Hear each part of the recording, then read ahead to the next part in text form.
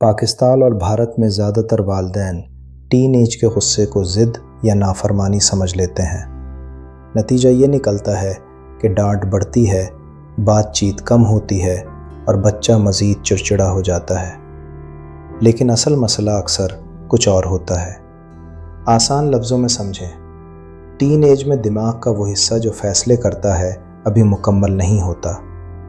اوپر سے ہارمونز تیزی سے بدل رہے ہوتے ہیں، نیند پوری نہیں ہوتی اور موبائل دماغ کو مسلسل اوور اسٹیمولیٹ کرتا ہے۔ اسی لیے چھوٹی بات بھی بڑے غصے میں بدل جاتی ہے۔ رات دیر تک موبائل استعمال کرنا، گیمز، ریلز اور سوشل میڈیا دماغ کو سکون نہیں لینے دیتے۔ نتیجہ، نیند خراب، موڈ آف اور غصہ زیادہ۔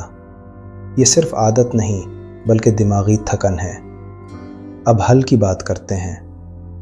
بچے کو فوراً چپ کرانے کے بجائے اس کی بات سنیں۔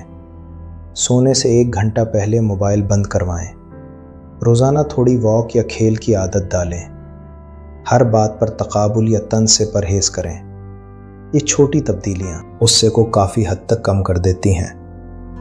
اگر غصے کے ساتھ بچہ بالکل الگ تھلگ ہو جائے، نیند بالکل نہ آئے یا خود کو نقصان پہنچانے کی بات کرے تو یہ وارننگ سائن ہے۔ ایسی صورت میں ڈاکٹر یا کاؤنسلر سے ضرور مشورہ کریں۔ کبھی کبھار وٹامن ڈی، بی کمپلیکس یا سٹریس مینجمنٹ کی ضرورت ہوتی ہے، لیکن دوا ہمیشہ ڈاکٹر کے مشورے سے۔ یاد رکھیں، غصہ مسئلہ نہیں بلکہ اشارہ ہوتا ہے۔ اس ویڈیو کو ہر والدین کے ساتھ شیئر کریں اور بچوں کی صحت سے متعلق سچی رہنمائی کے لیے ڈاکٹر AI کو سبسکرائب کریں۔